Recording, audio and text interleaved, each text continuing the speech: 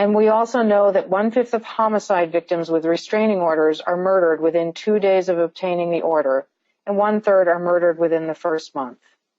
These are sobering facts. What they tell us is that firearms is a huge part of homicides that affect intimate partners who are abused. And what it also tells us is that the most likely time for that firearms violence to occur is at the time of separation. And we're going to talk about that a little more as we go through this program.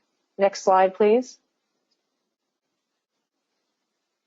Safety first is the title of this slide, and it's really important because before we even talk about what different policymakers can do, we have to be sure that we address the safety needs of survivors of domestic violence to ensure that they become survivors as opposed to homicide victims.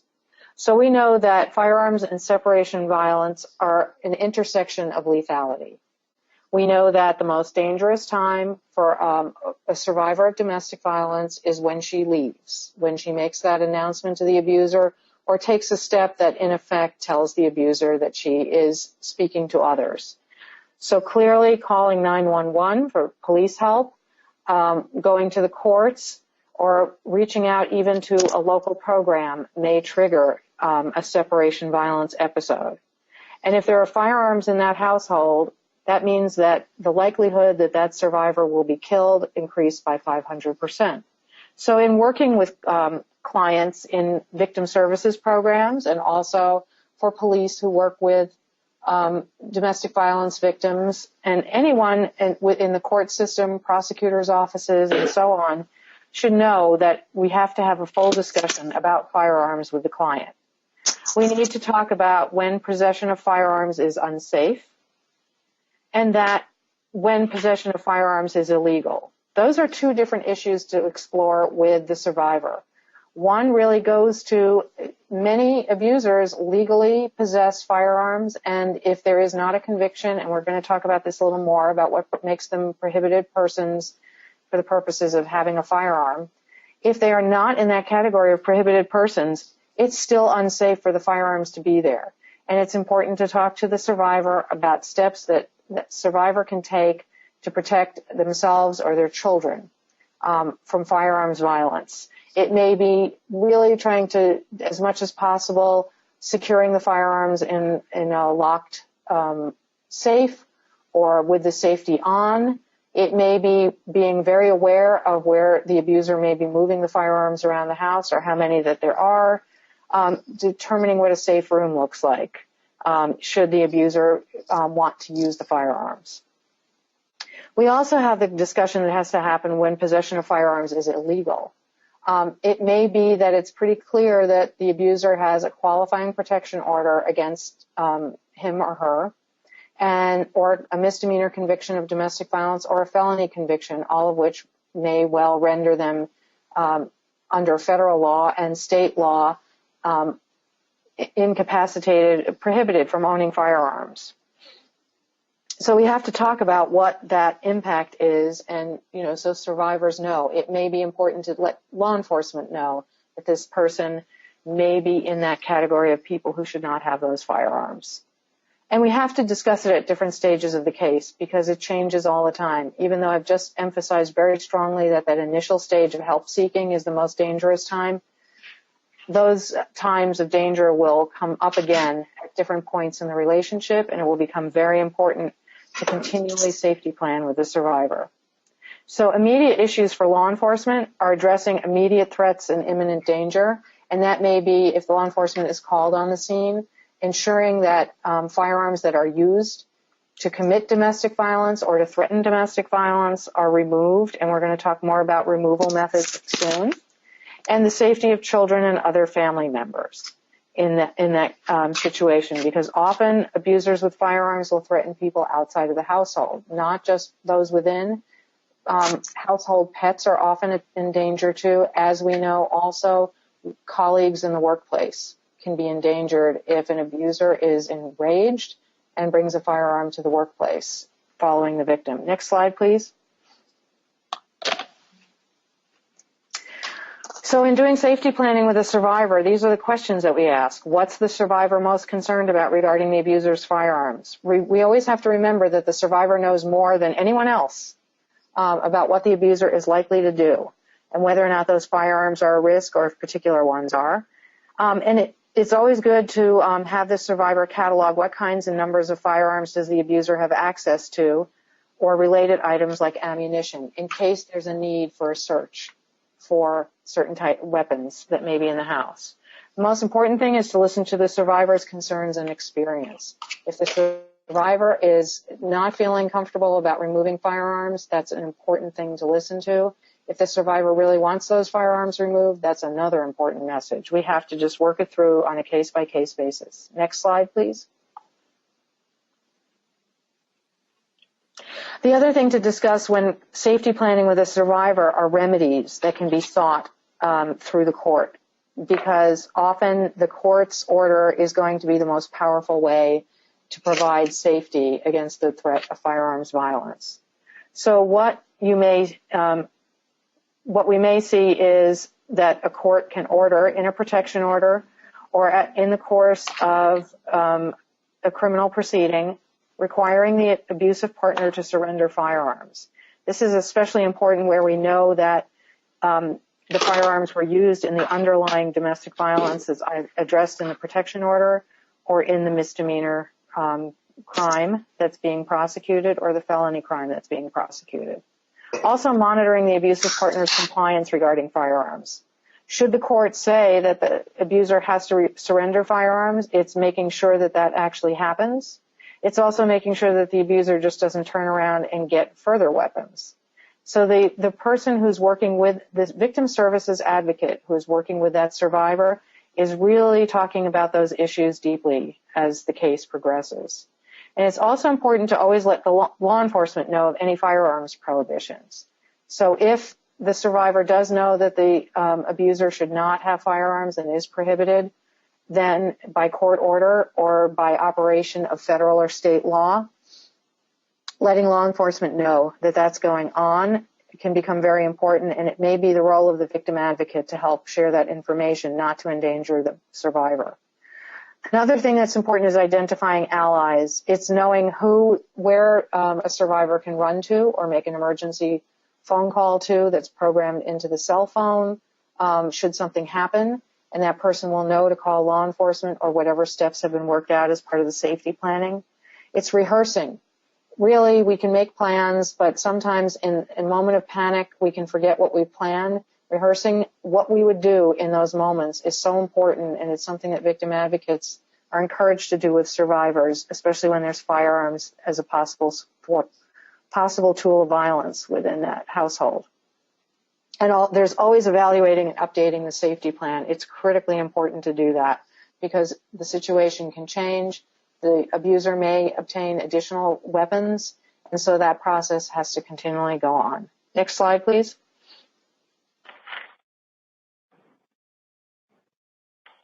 Now we're at safe removal of firearms. This is something, and we're going to talk about this a little more on more of a system level, but just in terms of safety planning, it's so important to have firearms removed. This is one of the things that's often not done, though there may be a court order saying so.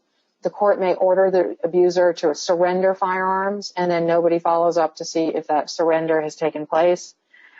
What works better is if the court orders law enforcement to remove firearms within hours of issuance of the protection order. Sometimes state law gives express authority to the courts to be able to do this. Sometimes they do it under a catch-all provision.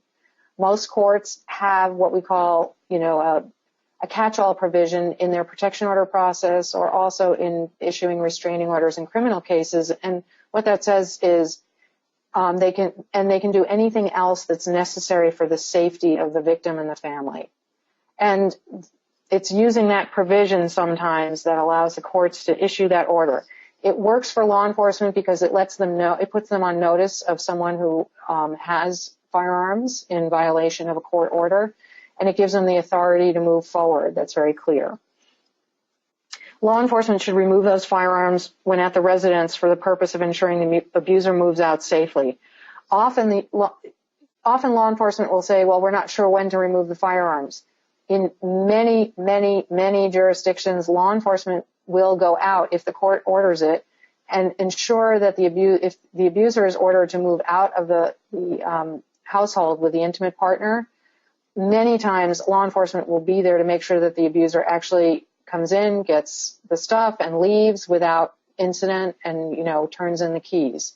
That's a really good time to also be removing the firearms that may be in the household. It's important to note that if the abuser has a lifetime prohibition against having firearms, if those are seized by law enforcement at any point in this process, they do not have to be returned. And so law enforcement will deal with them as they do with any other guns that they receive that are contraband. If the abuser is subject to a protection order, the weapons must be stored. We're going to talk a little bit more about how that process would happen. Next slide, please.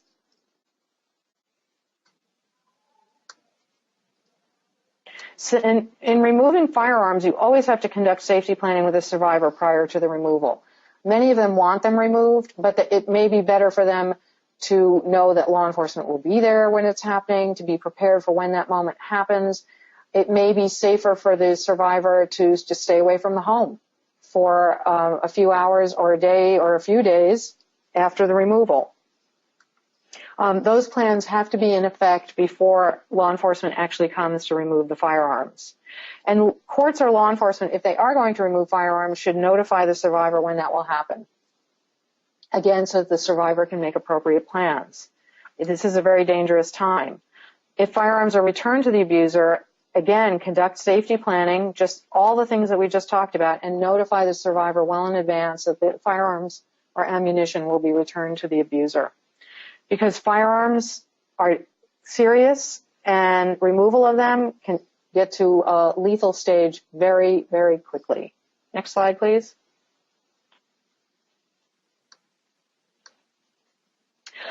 These are some of the things that the court can do to make sure that the abuser does not get their hands on firearms, during a period of separation violence or at some other point following the issuance of an order by the court. So the court should prohibit possession, purchase, transfer, or any other use of firearms. They should prohibit the use of firearms owned or possessed by others. Sometimes when law enforcement removes firearms, the abuser will borrow, and I'm putting that in quotation marks, firearms from family members or friends and doesn't notify the court. So the court needs to also make it very clear to them, it's not just about whether it's in your name legally, it's also whether it's in your hands. You may not have them, whether you own them or not. And prohibiting the abuser from asking others to obtain firearms on the abuser's behalf, that's a very common occurrence where they know they're prohibited and they send someone else out to make the purchase for them. This just incidentally, you should know that under federal firearms law, that if anyone does make such a purchase for an abuser, knowing that the abuser is not permitted under law to have firearms, that they too can face punishments and sanctions that are very similar to what the abuser would face if found with those weapons. And also, you have to prohibit the abuser, prohibit the use or possession of firearms around children or other vulnerable family members. Sometimes just saying don't use firearms to threaten the victim gives the abuser the idea that they can continue to threaten others. So it's really important to send the message that firearms are not part of their life right now. They may not use them. Next slide, please. It's important. Oh, next slide. Okay. There we go. Got it. Can you go back one? I'm sorry. My computer is loading very slowly. All right. So another thing to do is in family law proceedings, it's important to also address firearms issues. People don't often think of that during divorce and separation. The thing that makes it easier here is that firearms can be treated as marital property. So there's different, just like a car has to be divided at the time of separation or divorce, usually what's decided is either one party or the other pays one half or pays for one half so the other can get it, or they may sell the property just to divide the money. A firearm that is, in the family's possession legally may well be considered part of the marital property. The court can also order storage of firearms during the separation and before the final divorce decree. And that may be important also for all these safety reasons that we just talked about. Next slide, please. Okay, and we have to ensure that we can do enforcement of firearms prohibitions. I've referred to them. We're going to go into the law very quickly soon. But you have to make sure that protection orders, the courts have to enter protection orders into some federal databases, the National Crime Information Center, NCIC, and the National Instant Criminal Background Check System, which is known as NICS. If this information doesn't go into these general databases, it may be impossible. They may not show up when a background check is conducted later on. And so we'll talk about that too in a bit, but I want to make sure that you know that this is part of during the protection order process or during a family court proceeding like divorce or separation, or during a criminal proceeding. It will be important to make sure that the court is entering that information. A civil attorney is one of the ones who can really request that the court do that or hand it over to local law enforcement who is charged with entering that data into the federal databases. And sometimes you have to do advocacy with the state system to make sure that there are really conviction records fully or information on the federal level. We know that far more protection orders are issued than are currently in the federal databases. We also know that there are more misdemeanor convictions for domestic violence than are in the federal databases currently. So we really have to improve the entry of this data on the state level and local level. And that means enlisting the help of local law enforcement because usually they are the ones who make sure that the entry of that data is done.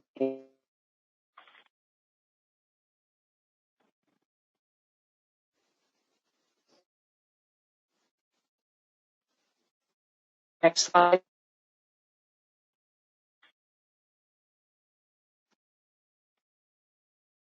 Law. First we have... Sorry, Rob? Yes? Would you please pick up your handset? It has become difficult to hear.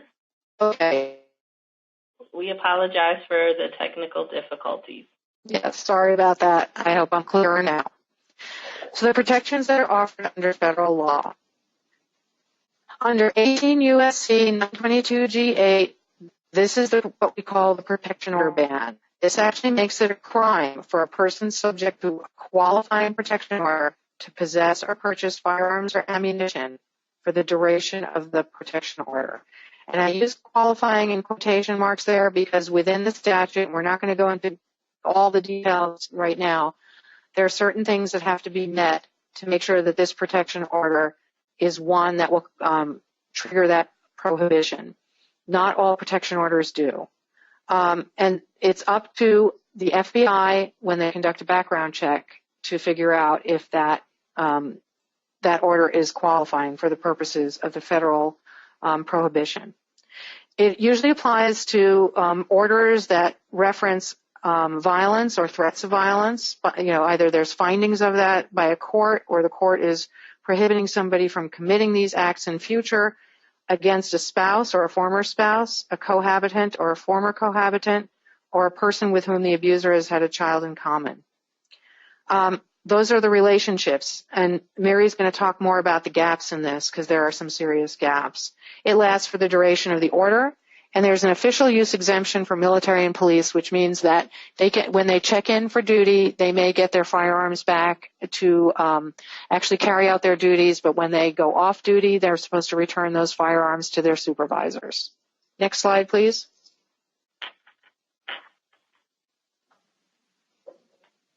The second one that relates specifically to domestic violence, and there are many, there are quite a number of prohibitors under federal law, but we're talking about the domestic violence ones today, and that's 18 U.S.C. 922G9, and that's a misdemeanor crime of domestic violence.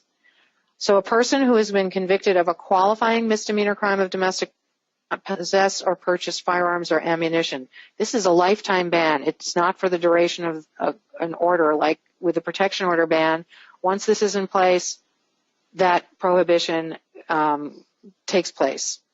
And qualifying, again, we use that term just to sort of reference the fact that under the statute there has to be certain conditions met in terms of the elements of the conviction and other pieces that go in there to ensure that this is the kind of conviction that would trigger the federal firearms prohibition.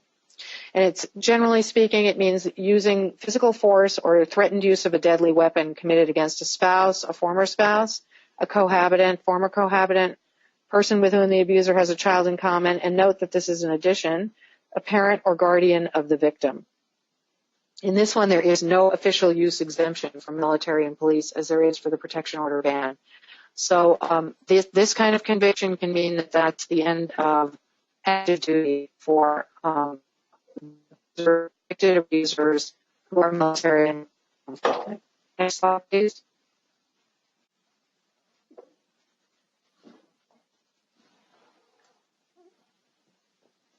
And then we have the National Instant Criminal Background Check System, NICS. You're all used to that. I think by now there's been enough in the news for you to be familiar with that. So that means that all federally licensed firearms dealers must do a criminal background check of all purchasers before completing a sale. The NICS searches several FBI databases, so that process, that background check process, is a search of several FBI databases and state criminal history records to see if anybody has that qualifying protection order outstanding against them or that qualifying misdemeanor conviction that we just talked about, or a felony conviction.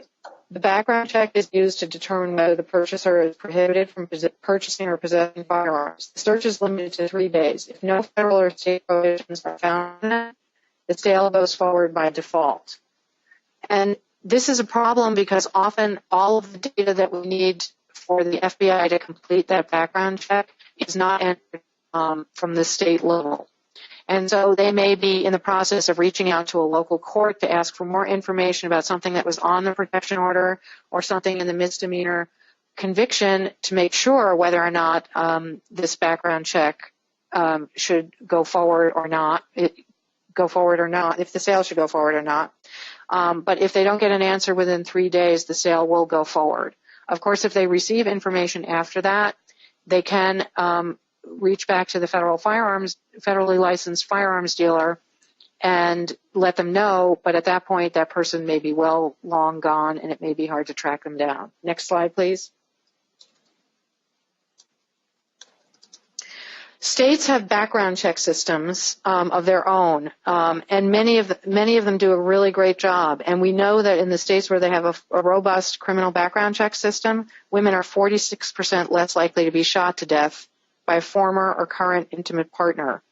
And that's a really important number for us to remember. This is why background checks really work, and this is why within our field we really advocate for them to happen, and that there's as much data as possible put into the federal database system and into the state system databases so that we can actually make these determinations. This really saves lives, especially in the domestic violence cases. And at this point, I believe we're going to hand this over to Mary, who's going to tell you a little bit more about what's happening on the state level. Great. Thank you so much, Rob. Hopefully everybody can hear me. And if not, I'm sure Kimiko will let me know. You can? Yes, can hear you. Great. Thank you guys so much for being on the call today and for having me. I'm very honored to be presenting alongside the hotline. I wanted to talk about some of the loopholes that exist in federal laws in places where the federal government can act to strengthen protections around domestic violence and firearms access. So as Rob mentioned, there are 2 different types of domestic abusers who are currently prohibited in our federal laws from accessing guns, those who are subject to restraining orders and those who commit the misdemeanor crime of domestic violence. So I'm going to talk a little bit more about some of the gaps that we've identified that allow domestic violence homicides to continue to occur and some of the changes that Congress can make to address those concerns.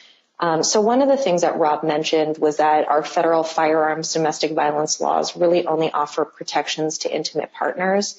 And the definition of intimate partner is really important to understand because it gives us a clue into who has protections and who doesn't. So we define, as Rob mentioned, intimate partner as a current or former spouse, someone who shares a child in common with the victim, or a current or former cohabitant. So one of the trends that we are seeing with an uptick in the severe problem of dating violence is that current or former dating partners are left out of the intimate partner definition, and for this reason don't really have any protections under our federal firearms laws. And according to the data and to what we know anecdotally, this is a huge problem because we know from statistics that about half of intimate partner homicides were committed by dating partners. So that is definitely a huge gap that we are hoping to address, and I can talk a little bit about some states that are helping to work on this issue. Next slide. Thank you. And another issue that we are concerned about is that federal law lacks protections for victims of non-intimate partner stalking. And some of the things we know based on very strong data is that stalking is a huge indicator of future escalating violence against women. And we know that in domestic violence homicides, especially when there is a presence of a firearm that is used against a victim of abuse, often stalking is commingled with the type of violence that they're experiencing. And there was one study that was done that's very impactful that says that female murder victims in 10 different cities found that 76% of those who were murdered by an intimate partner experienced stalking in the year before their murder.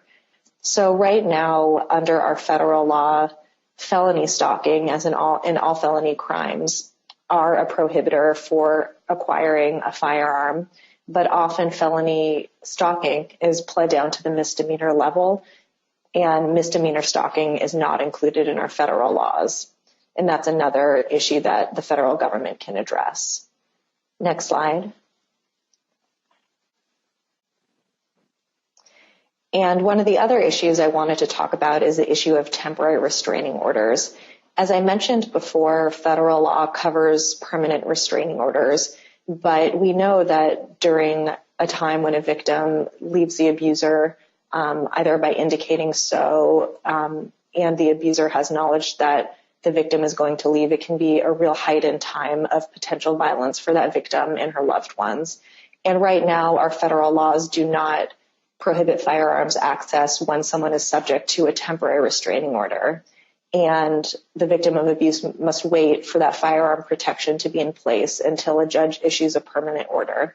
So as Rob mentioned, and I've said, this is a time of emergency and heightened risk for a victim of violence. So that is another area that federal law can be updated to address this concern and better protect victims. Next slide. And one of the final areas I will talk about when it relates to our federal laws is surrender and enforcement, which are incredibly important in ensuring that we have strong laws and that they're also enforced and that victims of abuse are protected. So, as I mentioned before, federal law does prohibit firearms access for certain domestic abusers, but it doesn't actually provide a procedure for removing those weapons.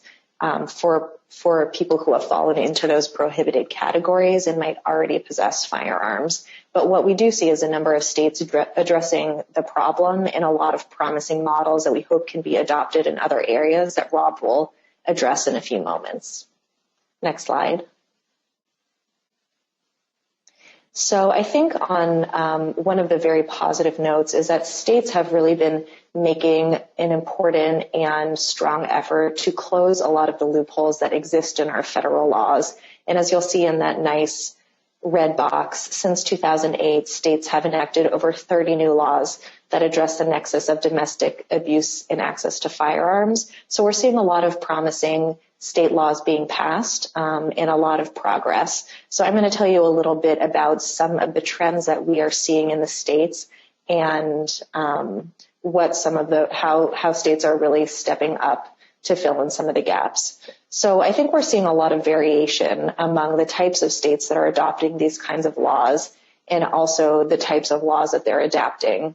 We've seen both states with already strong laws on these issues adopt even more to close any potential loopholes and ensure there's very good enforcement. And we've also seen some states that really don't have any laws on the books around these issues adopt them for the first time.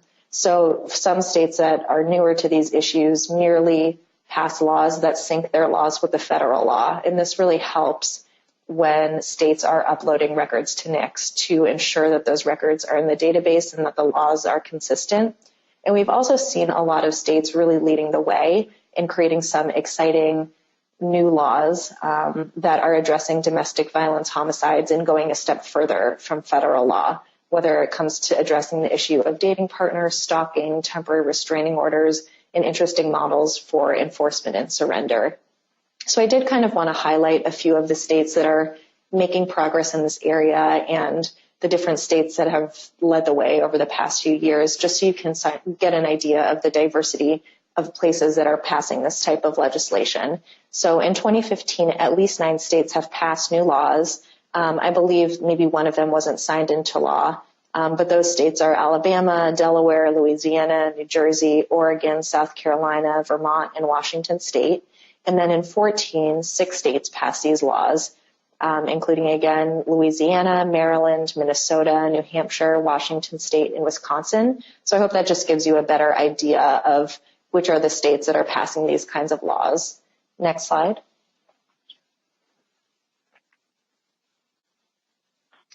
And I also wanted to give you a sense of what are the different types of laws that states have on the books, so you have a better sense of which sort of issue areas are more popular than others and which, so when it comes to people prohibited because of violent misdemeanors against dating partners, 12 states have that into law, and I believe that is probably one of those most promising areas where we're seeing more and more states adopting laws to protect dating partners.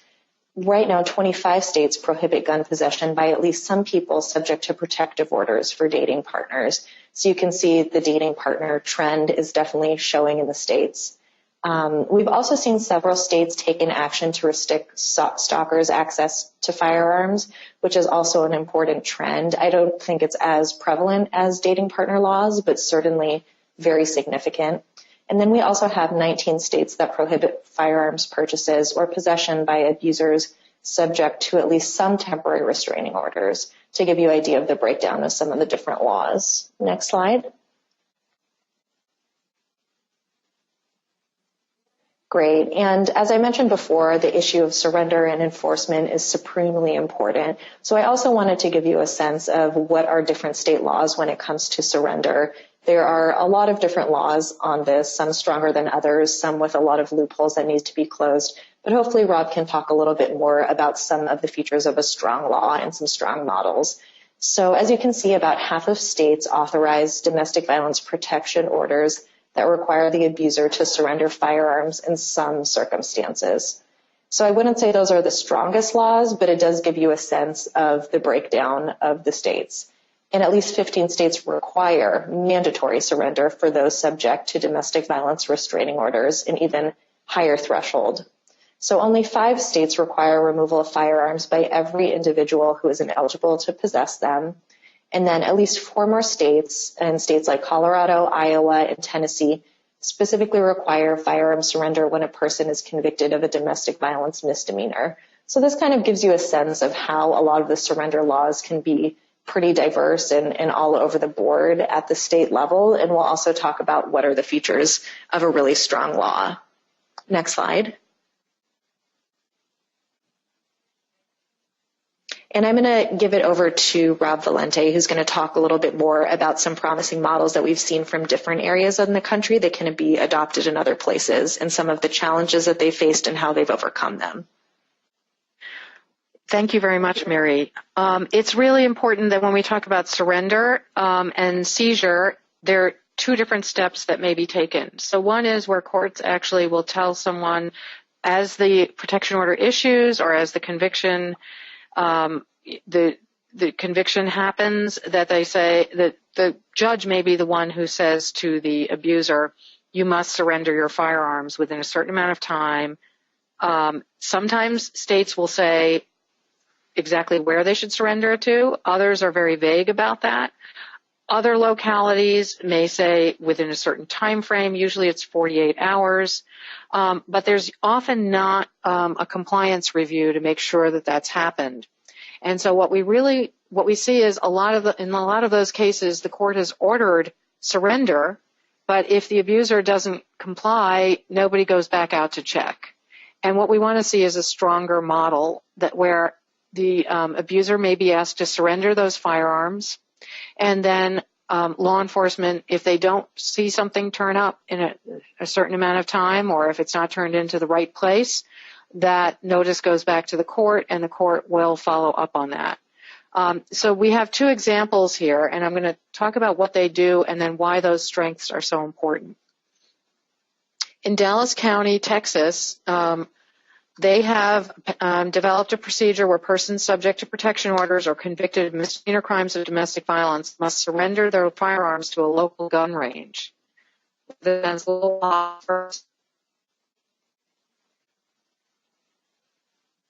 is waiting for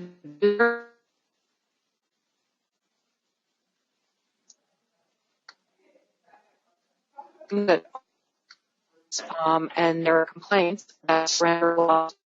If it's for the purposes of a protection order, who's going to hold the gun? Is it going to be safe? Is it going to get rusty somewhere? Will I be able to find it again? So there's a lot of challenges that are raised by the abusers to this, and this solution is a very powerful one. I think it's hard to argue that there's anybody who could do a better job of taking care of stored firearms than a local gun range. What also happens there is that law enforcement, who often have very tight budgets and say we can't afford to store the firearms in a safe way, again, that problem is addressed here because the court will order the abuser to pay the local firearms, the local gun range to store that weapon. So the abuser is paying the cost of it rather than the taxpayers. It's in a place where the storage of the gun is done according to all protocols that gun owners feel comfortable with. And one of the things that I think is very important about this is that in many cases, a court will order them to order abusers to surrender firearms to family members or to friends or to a neighbor, so the gun is not that far away from the abuser, and if the abuser wants to go back and get it, it's quite possible that they can get their hands on it. It's good to know that they're locked up in some place like this local gun range and that they will not be able to release it until the court notifies the gun range that they're allowed to have them back. In Miami-Dade County, the late Judge Amy Caron developed a very comprehensive system for removing firearms, which began with the issuance of a temporary protection order, had compliance reviews. When the abuser surrendered the firearms, had to sign an affidavit saying, I've surrendered my firearms, there are no more at home, I swear to this. That if it was surrendered to someone like a family member, a third party, like a family member or friend, that the friend had to make an affidavit under oath saying, I swear that I will not let the abuser have this gun. And also, when law enforcement picked up the firearms, the court gave notice to the court. It's a very good, very comprehensive system. All the paperwork has been developed for this to work appropriately. One of the best things about it is that they always notify the victim at each stage. If surrender was being ordered, they would let the victim know so that the victim could do safety planning. And when it was being returned, similarly.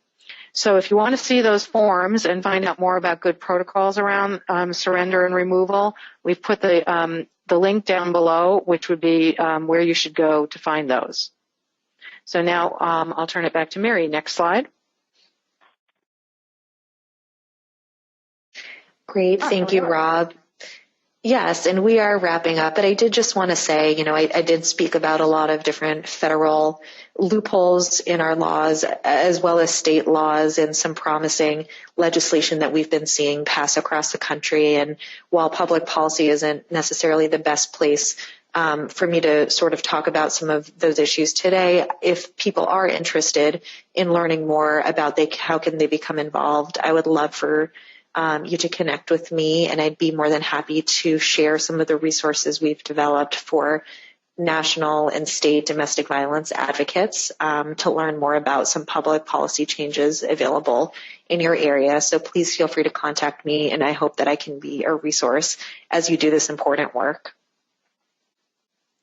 And I want to thank everyone for listening through. We've covered quite a lot of territory here, and I would imagine that folks have questions, and we want to be able to open this up to questions now. Should anybody have any about how these systems work? And to do that, you type into the question box. Thank you, Rob. As Rob mentioned, at this point, we will be moving into the question and answer phase of the webinar.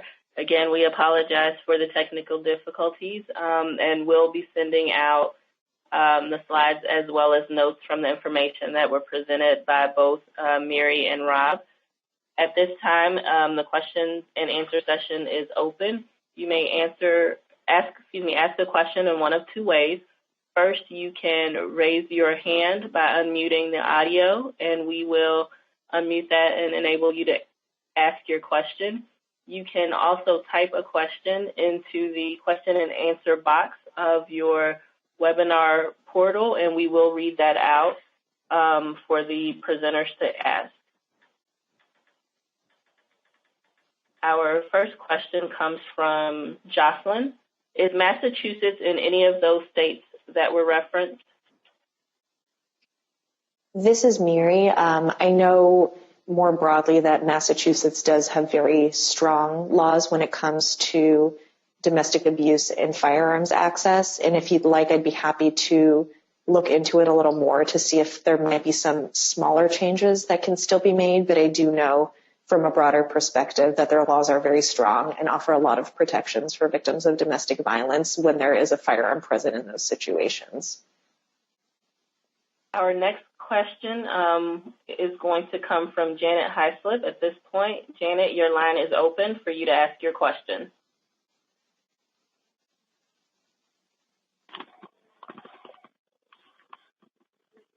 No question at this time. What the heck is that?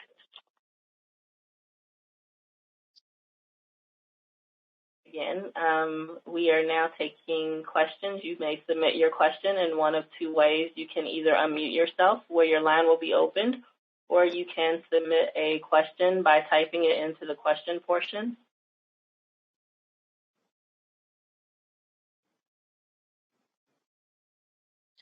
While folks are thinking of questions, there's another piece that I would love to share with you that may be helpful in your community, and that's a lethality assessment checklist. We didn't address it directly today because we didn't quite go into the details on that level about tools like that, but I'm very excited about this. Wanted to talk more. This is something that comes out of Maryland. Over the years at Johns Hopkins, researcher named Jacqueline Campbell has done a lot of research on what were the red flags for lethality in domestic violence cases. And as a result of that research, she developed a checklist of a number of things that might be present that would indicate that the survivor is at great risk of being killed. And on that list, firearms figures prominently, as you might well imagine. So the questions that relate to that might be, are there guns in the house? Have they threatened to use the guns? Has the abuser threatened to kill anyone, including the abuser, him or herself? That was adopted into a protocol by the Maryland Network Against Domestic Violence, along with state and local law enforcement. And they had law enforcement use that whenever they went on a domestic violence call to check in and see. And if someone answered yes to a lot of those questions, they would make sure that they were connected with a victim advocate who could help them think about safety planning, whether or not they should take any steps to, deal with the domestic violence in their homes. And the homicide rate in Maryland dropped by 40% as a result of adopting that. And so that protocol is being rolled out across the country. I think it's a very important one. And if your state doesn't do that, the U.S. Department of Justice Office on Violence Against Women is really taking the lead on getting this out there, and they have a lot of those resources available. So, or you can get in touch with BWJP, which we had put at the bottom of one of the other screens, and they will also help you find out about that. Any questions? Yes, there were two that just came in. The first one is there a site to get more information about Massachusetts? I would recommend getting in touch with that BWJP site. You can also go call BWJP at 1-800-903-0111. And one of the options that you'll be given different options, and one of them does relate to protection orders and firearms. Those folks have such a deep knowledge of what's going on state by state that they can be very, very helpful to you in knowing what you have going in your state. So again, that number is 1-800-903-0111. And we will add this as a follow-up to the notes so that everyone has access to the 1-800 number that Rob just referenced, as well as the link to contact BWJP. Our next question is, would we be able to send out the link to the red flag questions? And Rob, can you talk a little bit more about some of those questions? Yes, I can. And that the Maryland Network Against Domestic Violence does have a whole section of their website dedicated to this, so you'll be able to see all of those forms and how that protocol works. We will send, as Kamika said, we can send that out as a follow-up in an email. But again, the questions, depending on the jurisdiction, they may ask between 8 and 15 questions. And in addition to the questions that relate to firearms that I just described to you, they may also ask, does the abuser, use drugs or have a previous criminal activity? They also look into, depression and other indicators that we know often are signs or red flags. So it's generally between 8 and 15 questions that are asked, and law enforcement is trained to use that and to, when they get a certain number of answers, to really quickly move to connect the survivor with local victim services, either via phone or in person. And doing that immediately rather than just giving them a palm card, which is often what happens now. And it may be that that person never does follow up. They're just trying to make sure that somebody who's in a particularly dangerous situation, once law enforcement leaves, that they have a plan. They know where they're going, they know what they're doing, and they understand how much danger they may be in, and what resources are available to help them with that danger that they may be experiencing. Because as many of us know, and I'm sure many of you on the call, if you've done this work for any length of time, you know that once law enforcement leaves, quite often the abuser can return and be quite angry, and there may be retaliation. So it's really important that link to victim services is made at that time.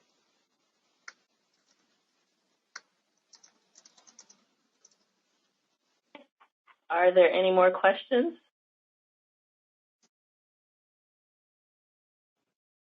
If not, again, we will take the questions that were submitted and send those out to everyone on this call. This concludes today's webinar, so thank you so much for your participation. On behalf of Americans for Responsible Solutions and the National Domestic Violence Hotline, we appreciate you joining us today. You'll be asked to complete a brief optional survey after you log out of the session, and we would greatly appreciate your feedback. We will make notes in the question and answer portion, along with a recording of this webinar, available via email and on the National Domestic Violence Hotline website. Thank you again for your participation, and we hope you enjoy the rest of your day.